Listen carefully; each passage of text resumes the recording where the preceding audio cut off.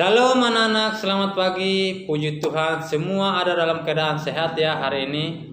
Oke, hari ini Mister akan menjelaskan ulang tentang materi semester 1. Oke, namun sebelum itu, mari kita berdoa terlebih dahulu. Kita berdoa. Bapa, di dalam nama Yesus, terima kasih atas penyertaan perlindungan Tuhan. Terima kasih atas belas kasih Tuhan, sehingga kami masih diberikan kesempatan untuk mengikuti pelajaran hari ini. Terima kasih Tuhan, di dalam nama Yesus kami sudah berdoa. Haleluya. Amin. Oke anak-anak, di semester 1 pertama adalah kita membahas di Bible 204. Topiknya adalah bagaimana Alkitab datang kepada kita. Nah, Mister berharap anak-anak masih ingat tentang kitab. Ya. Di dalam Alkitab kita ada dua bagian. Ya, yang pertama adalah Alkitab Perjanjian Lama. Yang kedua adalah Alkitab Perjanjian Baru. Nah, di dalam Alkitab Perjanjian Lama ada 39 kitab. Ya, Perjanjian Lama ada 39 kitab. Sedangkan dalam Perjanjian Baru ada 27 kitab. Ya, Perjanjian Baru 27 kitab. Totalnya adalah 66 kitab. Perjanjian Lama dimulai dari Kejadian, Keluaran, Imamat, Bilangan, Ulangan sampai kepada kitab Maliaki.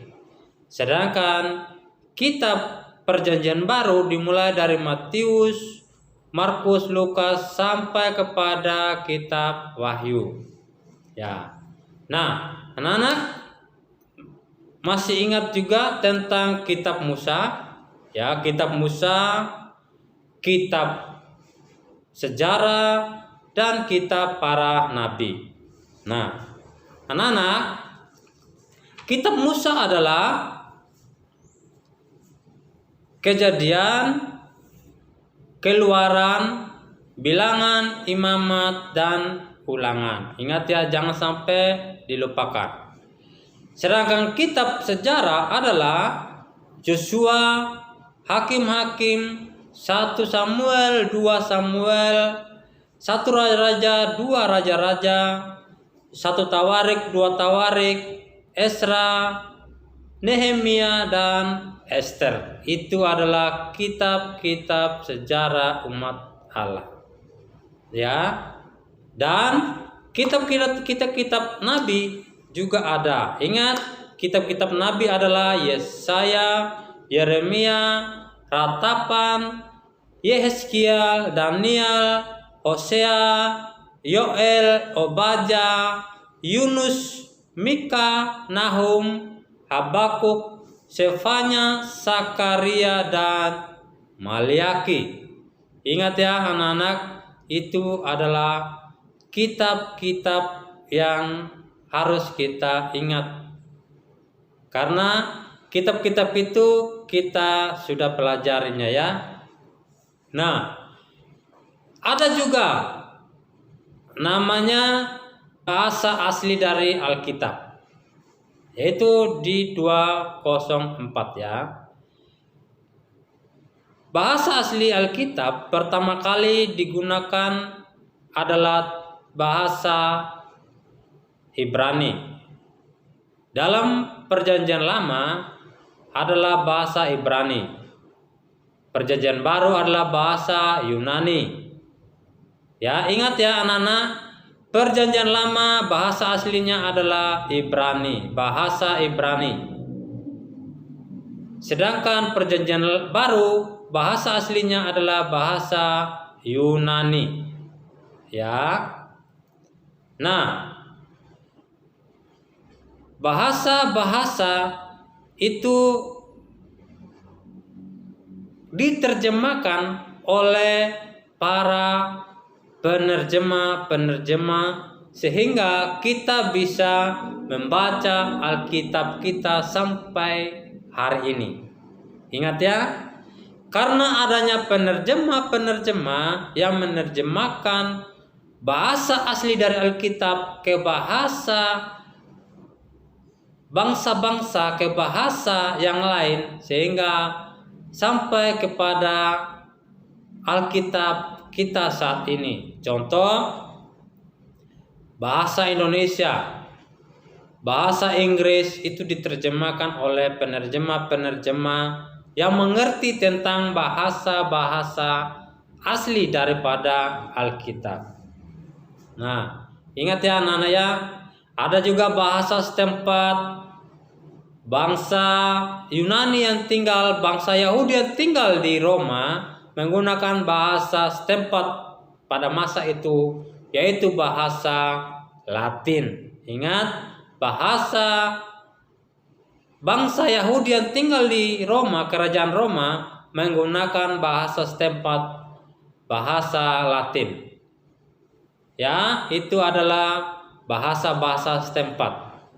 Nah, sama dengan kita di Indonesia, Alkitab kita menggunakan bahasa setempat, yaitu bahasa Indonesia. Ya, tentu saja karena sudah diterjemahkan oleh penerjemah-penerjemah pada masa itu. Bible 205 bertopik berak, ya, ada kata berak. Nah, ketika Daud menembak, ya, di sana ada juga Daud dan domba-dombanya. Terus ada juga Daud dan 2 orang luar biasa. Ada juga Daud dan raksasa, ya. Daud adalah seorang gembala sebelum Daud menjadi raja. Ya, ingat ya anak-anak ya, sebelum Daud menjadi raja, Daud adalah seorang gembala. Nah, Daud setiap hari mengembalakan kambing domba ayahnya yang bernama Isai, ya. Kemudian ada Daud dan 2 orang luar biasa. 2 orang luar biasa ini siapa saja? Mereka adalah Raja Saul dan Samuel, Nabi Samuel. Ingat ya, Nabi Samuel. Nah, sedangkan Daud dan raksasa. Raksasanya siapa? Mister berharap anak-anak masih ingat? Ya, Daud dan raksasa. Raksasa adalah Goliat yang tingginya sampai 3 meter lebih, ya.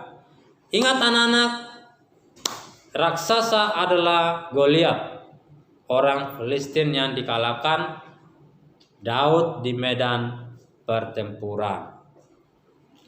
Nah, oke. Di halaman Bible 206 topiknya adalah Allah ada di mana-mana.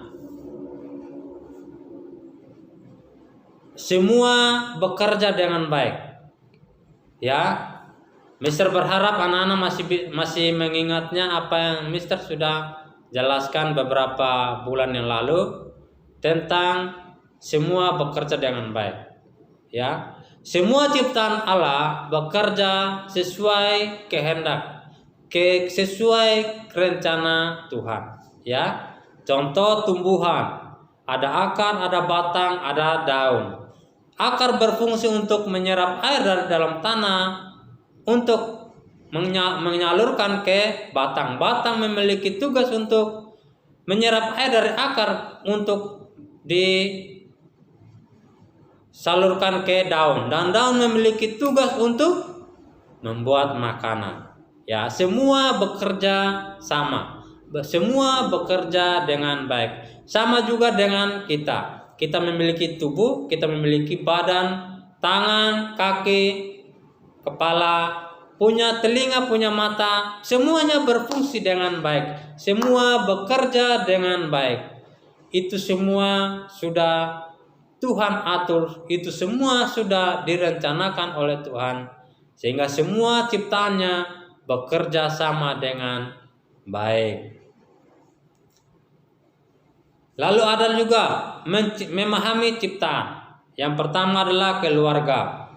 Ya, keluarga. Keluarga itu siapa? Keluarga adalah ayah, ibu, kakak, adik, yaitu dinamakan keluarga. Ya, ada juga hewan, ayah hewan, ibu hewan, ayah binatang, ibu binatang, ayah burung itu namanya keluarga, satu keluarga. Putra Allah. Ya, itu di 206 ada putra Allah. Siapa itu putra Allah? Putra Allah adalah Tuhan Yesus Kristus. Ya, Tuhan mengasihi dunia, Tuhan mengasihi umat manusia, sehingga Tuhan mengirimkan anaknya yang tunggal itu, yaitu Yesus Kristus, untuk menyelamatkan umat manusia. Ya, nanti anak-anak buka dalam kitab Yohanes 3 ayat 16 ya. Anak-anak bisa baca di sana. Nah, itu adalah beberapa materi yang Mister sampaikan kepada anak-anak semua. Mister berharap anak-anak bisa mengerti, membaca ulang tentang buku-buku, tentang materi-materi yang telah Mister sampaikan di semester 1. Oke anak-anak, selamat belajar. Tuhan Yesus memberkati.